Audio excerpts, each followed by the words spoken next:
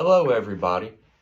Today I want to talk about a really important concept, and that concept is faith. And I want to talk today about faith being a verb. I think oftentimes faith is used as a noun, or faith is used as a descriptive adjective or adverb. You may say, that's a person of great faith, or that is a person, or you may describe someone as, your faith. What is your faith? But in reality, faith is a much more powerful term than that, especially when applied directly as a verb in action. And I'm going to start out today with quite a few scriptures. A lot of it's going to come from the book of Matthew, but I do have some from James and then all of Hebrews chapter 11 to really kind of put things in perspective, and then I want to expand on that. So we'll start with Matthew chapter 8, and we'll start with verse 10. When Jesus heard this, he was amazed and said to those following him, "Truly I tell you, I have not found anyone in Israel with such great faith." And he was referring to the Roman centurion when the centurion approached Jesus about healing his servant, and Jesus offered to go to his home. And the centurion said, "I am absolutely not worthy to have you come to my home, but I believe that you would be able to say the words from this position right here, and he would be healed." And Jesus performed that miracle for him without going to his home because of that faith. And I'm going to continue with this. So we'll move ahead. We're still in chapter 8, but we go to verse 13. And then Jesus said to the centurion, "Go, let it be done just as you believed it would." And his servant was healed at that moment. Then we'll jump ahead to still in chapter 8, but to verse 26. And to add a little context, Jesus is on the boat with his disciples, and Jesus is asleep, but then a storm erupts while his disciples are trying to sail the boat, and they're overcome with a lot of panic. He replied, and this is Jesus replying to his disciples, "You of little faith, why are you so afraid?" Then he got up and rebuked the wind and the waves, and it was completely calm. Now we'll move on to chapter 9, verse 22. But Jesus turned him about, and when he saw her, he said, "Daughter, be of good comfort. Thy faith has made thee whole." And that woman was made whole from that hour. So to add a little context to that woman was suffering from a bleeding condition for 12 years. And she had tried everything, and she had enough faith. She believed if she could just touch the hem of Jesus's garment, not even have to speak to him, not even have to work with him, have hands laid on her, anything. She had enough faith to believe if she touched the hem of his garment that she would be healed. And if you notice, he says, "Thy faith has made thee whole." Another translation may say, "Your faith has healed you." But the bottom line is that verb of faith, how powerful that is. Then in verse 29, still in chapter 9, then touched he their eyes, saying, "According to your faith it be unto you." So this was a couple blind men that were coming to Jesus to be healed, and they proclaimed in faith that it would be done. And notice Jesus says again, "According to your faith it be unto you." So that, how powerful that is. That's not an accident or coincidence that we're seeing this so many times. Then we'll move on. We're still in the book of Matthew, but we'll go to chapter 15, verse 28. Then Jesus said to her, "Woman, you have great faith. Your request is granted. And her daughter was healed at that moment. Another woman approaching Jesus, this time her daughter was in bad health and vexed and needed help. And once again, through faith, that was done. Jesus didn't even have to approach her daughter physically. Her faith and welcoming Jesus in and believing in his power got that job done. Then we'll go to chapter 17 and we'll look at verses 19 and 20. Then the disciples came to Jesus in private and asked, "Why couldn't we drive it out?" They were talking about a demon that was in someone, and they were not able to drive that particular demon out, and they needed the help of Jesus. And so in verse 20, Jesus replies, "Because you have so little faith. Truly I tell you, if you have faith as small as a mustard seed, you can say to this mountain, 'Move from here to there,' and it will move. Nothing will be impossible for you." That's a very powerful text as well. And I'm sure, if you spend any time in church or around Christianity, you've probably heard that phrase, faith as small as a mustard seed. And that's where Jesus mentions that. And, he told his disciples, you guys didn't have faith that you could drive that demon out in my name. You didn't take on the authority that I had granted you through faith. That's all it took. So all these miracles and wonders that I just mentioned here all happened due to faith, and Jesus called that out directly.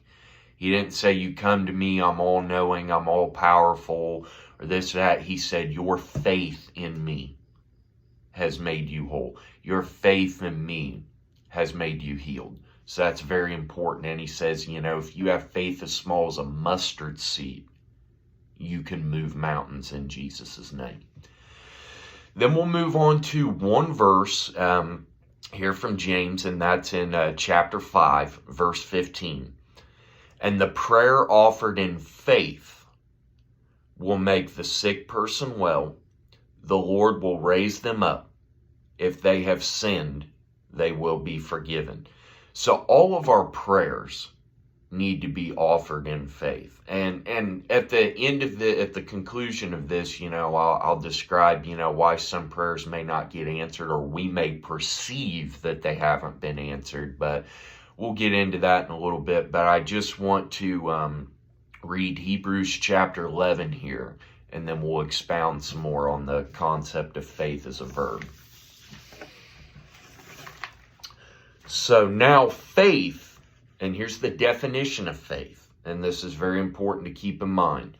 Now faith is being sure of what we hope for and certain of what we do not see. So I'll repeat that. Faith is being sure of what we hope for and certain of what we do not see. So these things oftentimes are not tangible. We don't see these things directly in front of us. That's faith, and I'll get to this more at the end, but, if we're always looking for a tangible thing in order to believe it, if we're always looking for a direct sign or a direct wonder, that actually requires no faith. And, we see it riddled throughout the Bible, and just you're about to get faith shoved down your throat here as I read this metaphorically, but it's incredibly important, because these are not tangible things that we see directly in front of us. And that's where the challenge lies with a lot of us, especially when we seek to have things 100%, logical and things, at least to our perception. This is what the ancients were commended for. By faith, we understand that the universe was formed at God's command, so that what is seen was not made out of what was visible. By faith, Abel offered God a better sacrifice than Cain did. By faith he was commended as a righteous man when God spoke well of his offerings. And by faith he still speaks, even though he is dead. By faith Enoch was taken from this life so that he did not experience death. He could not be found because God had taken him away. For before he was taken, he was commended as one who pleased God. And without faith, it is impossible to please God. Let me repeat that. And without faith, it is impossible to please God. Because anyone who comes to him must believe that he exists and that he rewards those who earnestly seek him. By faith, Noah, when warned about things not yet seen, in holy fear, built an ark to save his family. That was a long time that passed. If you read the scriptures from when Noah started building that ark to its completion, to the rain falling. So you imagine the amount of faith that took over that course of time. That was not an overnight event. It took a massive amount of faith. By his faith, he condemned the world and became heir of the righteousness that comes by faith. By faith, Abraham, when called to go to a place he would later receive as his inheritance, obeyed and went, even though he did not know where he was going. By faith, he made his home in the promised land like a stranger in a foreign country. He lived in tents, as did Isaac and Jacob, who were heirs with him of the same promise. For he was looking forward to the city with foundations, whose architect and builder is God. By faith, Abraham, even though he was past age and Sarah herself was barren, was enabled to become a father because he considered him faithful who had made the promise. And so from this one man, and he as good as dead, came descendants as numerous as the stars in the sky and as countless as the sand on the seashore. All these people were still living by faith when they died. They did not receive the things promised. They only saw them and welcomed them from a distance. And they admitted that they were aliens and strangers on earth. People who say such things show that they are looking for a country of their own. If they had been thinking of the country they had left, they would have had the opportunity to return. Instead, they were longing for a better country, a heavenly one. Therefore, God is not ashamed to be called their God, for he has prepared a city for them. So faith enabled them to experience the everlasting promises that God had for them even after they had passed. By faith, Abraham, when God tested him, offered Isaac as a sacrifice. He who had received the promises was about to sacrifice his one and only son, even though God had said to him, "It is through Isaac that your offspring will be reckoned." Abraham reasoned that God could raise the dead, and figuratively speaking, he did receive Isaac back from death. By faith, Isaac blessed Jacob and Esau in regard to their future. By faith, Jacob, when he was dying, blessed each of Joseph's sons and worshipped as he leaned on top of his staff.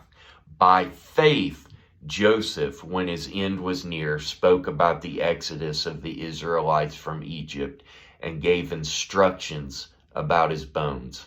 By faith, Moses' parents hid him for 3 months after he was born because they saw he was no ordinary child and they were not afraid of the king's edict.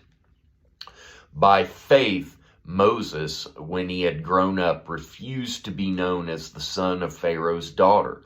He chose to be mistreated along with the people of God rather than to enjoy the pleasures of sin for a short time. He regarded disgrace for the sake of Christ as of greater value than the treasures of Egypt, because he was looking ahead to his reward. By faith, he left Egypt, not fearing the king's anger. He persevered because he saw him who is invisible. By faith he kept the Passover and the sprinkling of blood, so that the destroyer of the firstborn would not touch the firstborn of Israel. By faith the people passed through the Red Sea as on dry land, but when the Egyptians tried to do so, they were drowned. By faith the walls of Jericho fell after the people had marched around them for 7 days. By faith the prostitute Rahab, because she welcomed the spies, was not killed with those who were disobedient. And what more shall I say? I do not have time to tell about Gideon, Barak, Samson, Jephthah, David, Samuel, and the prophets, who through faith conquered kingdoms, administered justice, and gained what was promised, who shut the mouths of the lions, quenched the fury of the flames, and escaped the edge of the sword, whose weakness was turned to strength, and who became powerful in battle and routed foreign armies. Women received back their dead, raised to life again. Others were tortured and refused to be released so that they might gain a better resurrection.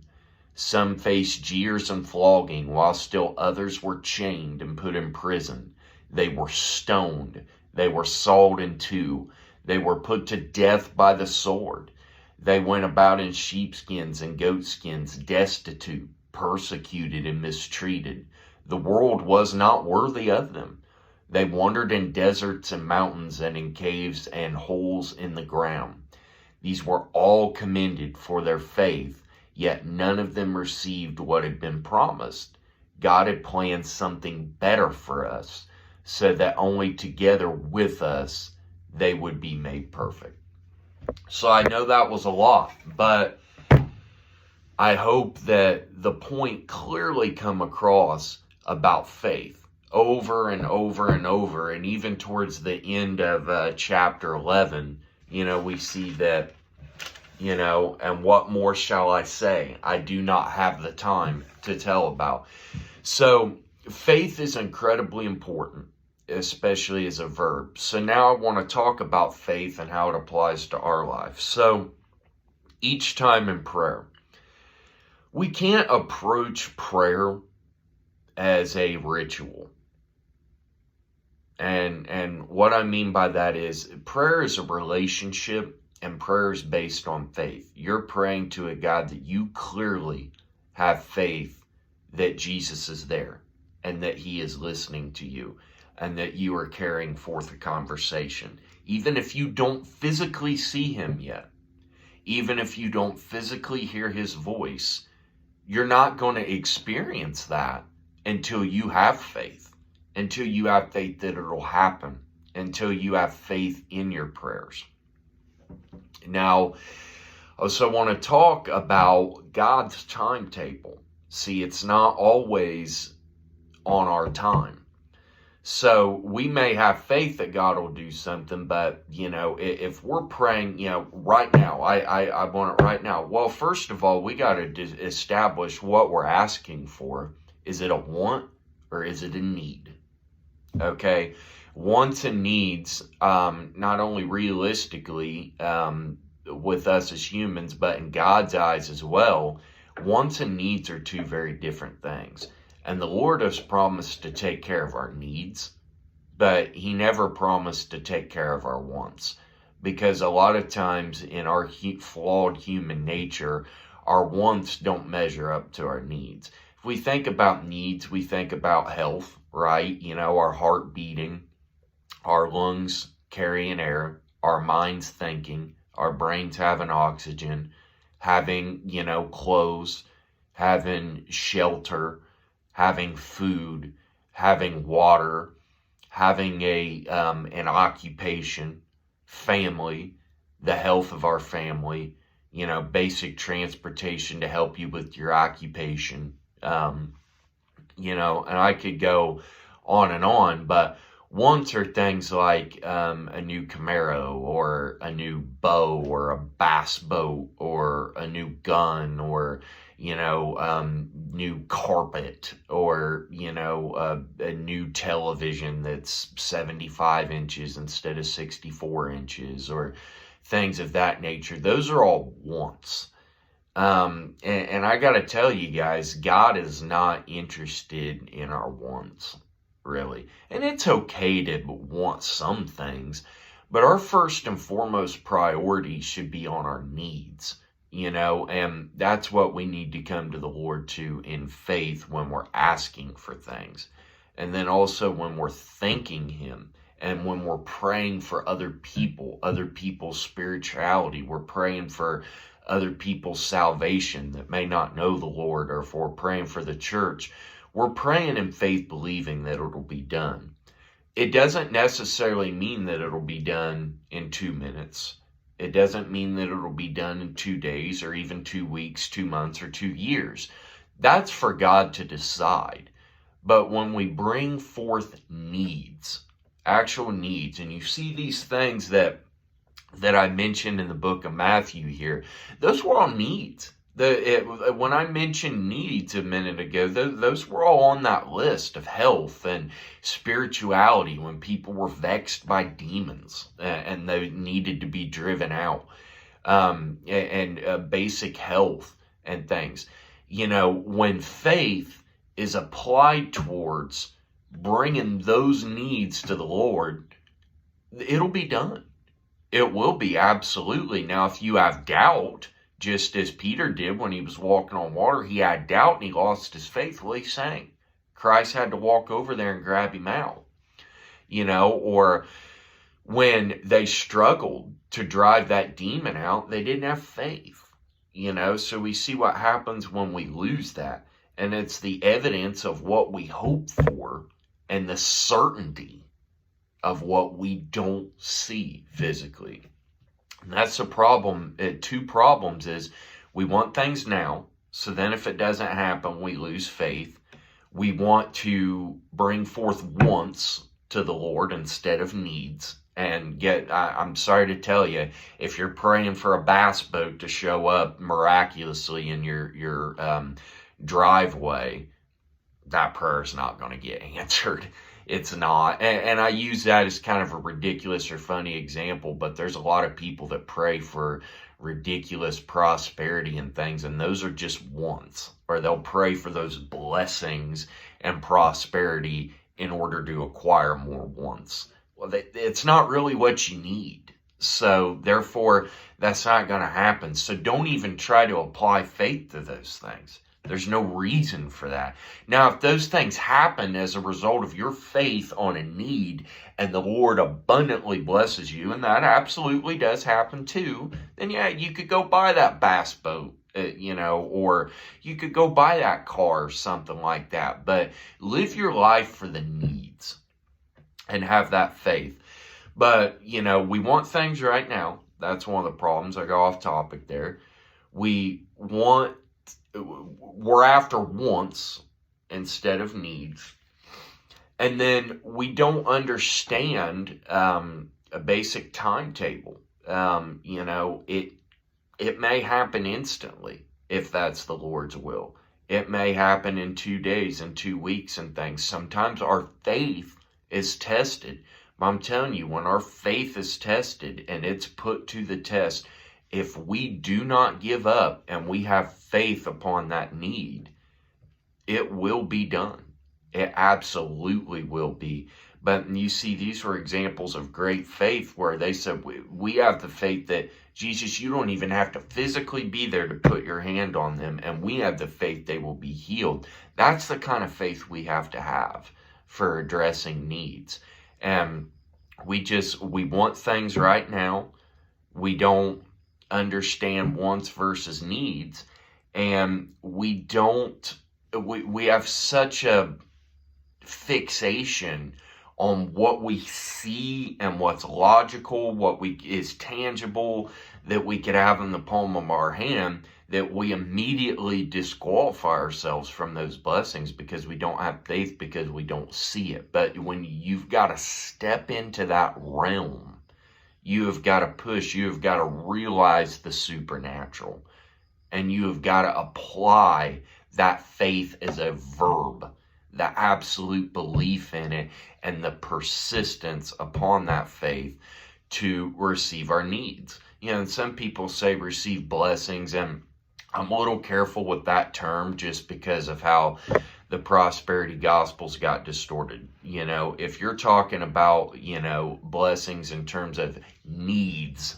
being met, then sure, yes, it's blessings. You'll get blessings for your faith. But I just like to use the term addressing our needs, because food, health, family, salvation, and a relationship with the Lord, deliverance, you know, from things that get in the way of God, deliverance from demons, all those things, those needs, that with faith, they're addressed. Trust me, they will be.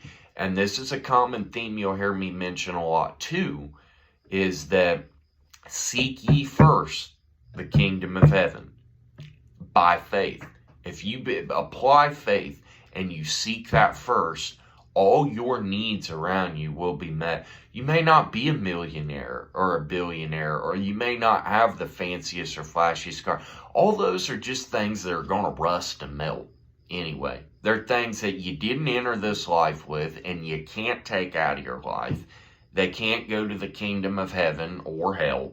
They don't go with you to the afterlife. You have your soul. That's it. That's all that leaves you when you leave this earth. So all those things, they're just, we may be conditioned by media, by movies, TV shows, magazines, music, whatever, things of this world, right? That other spiritual realm, those principalities that we wrestle with.